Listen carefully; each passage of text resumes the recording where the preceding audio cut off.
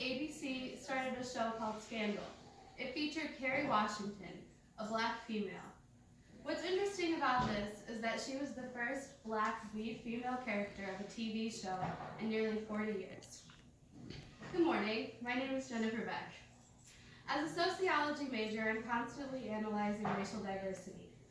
Today, I will be sharing with you how a lack of diversity in varied roles for characters affects us and why Hollywood should become a more diverse place.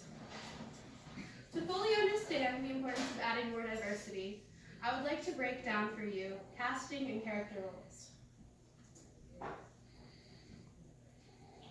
In 2018, UCLA released the Hollywood Diversity Report.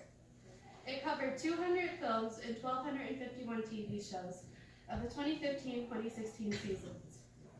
They found significant differences in gender and race. Our population is 78% white, or 68% white, but they are given 78% of roles on TV and film. African Americans represent 13% of our population and are given the most accurate representation with 12.5%. Latinos have the most significant difference. They are 17% of our population, but are given less than 3% of roles.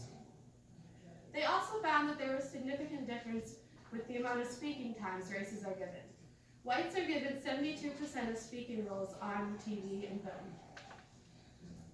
More troubling to researchers are the stereotypical roles that people of color are cast into. Whites can be cast as rich or poor, famous or homeless. They can be presidents, pirates, and nobody blinks an eye.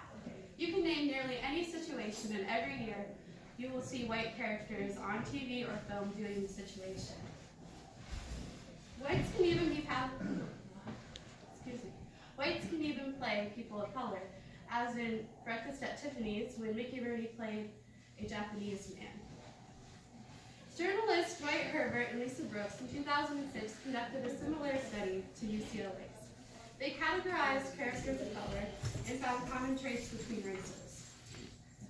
They found that black women often play overbearing matriarchs, Jezebels, or welfare mothers.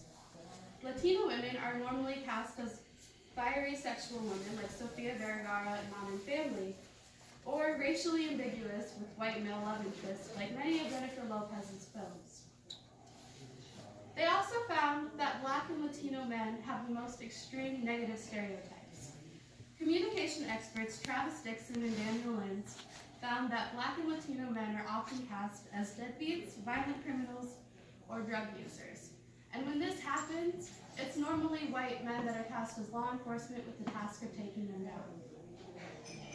Now, the types of characters that we see most often are the ones that influence us the most, which leads me to my next point, cultivation theory. Cultivation theory is the theory that people who watch a lot of television begin to believe that real life is like what they see on TV, and that is according to Floyd of Communication Matters.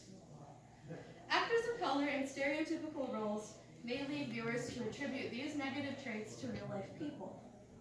This really isn't a problem for white characters because there are many positive roles to cancel out the negative.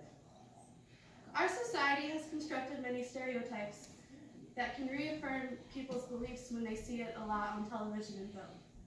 There's been numerous studies that have found that people who watch TV news begin to think that our society is more violent and crime-filled because TV news tends to focus more on everyday villains than everyday superheroes. Now I will move on to my next point, the children. Children need role models and benefit from seeing people like themselves on screen. In 2017, Disney Pixar released the film Coco. Coco is about a young Mexican boy who learns more about his ancestry and culture. It was highly successful all around the world, and Vanity Fair said, millions of Latino children finally saw themselves on screen, many for the first time. Representation allows minority children to feel less forgotten at an age where their true self is developing. Casting actors of color in positive roles gives children role models that look just like them. Earlier, I talked about the TV show Scandal. Scandal stars Kerry Washington, who plays Olivia Pope, a black woman who works for the government. While we know that there are many real-life black women in politics, they are rarely represented in media. Seeing characters of color prospering can inspire children to stay in school and to pursue careers that they may have been told at some point in their life was unachievable. Lastly, children are susceptible to something sociologists call stereotype threat. Researchers Williams and Shapiro define stereotype threats as a concern or anxiety that one's actions can be seen through the lens of a negative stereotype. This is normally tested by dividing people into two groups, a test group and a control group.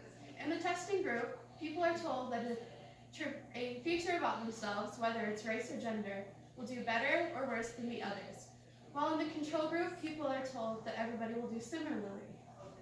In the control group, people normally have similar scores across the screen, whereas in the test group, those who were told they would do worse, do worse. This goes along with television and film, because when people see negative stereotypes about people that look like them, they begin to believe that's really all they can be. To put this into perspective, if a young American boy sees black people on TV portrayed as unintelligent and violent, that may affect his confidence and performance.